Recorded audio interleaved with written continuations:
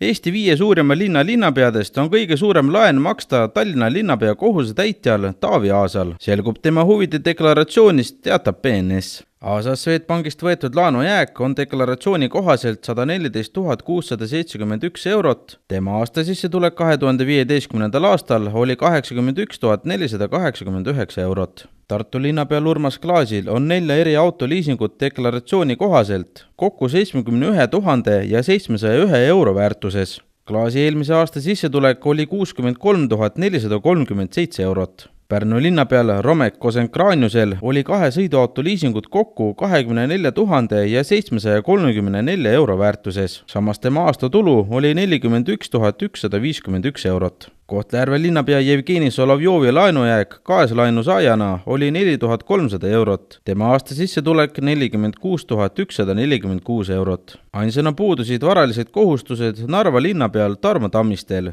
Tema aastatulu summa oli 38 125 eurot. Ametist kõrvaldatud Tallinna linnapeal Edgar Savisaarel oli 3 eraisiku ees varalisi kohustusi kokku 108 957 euro väärtuses.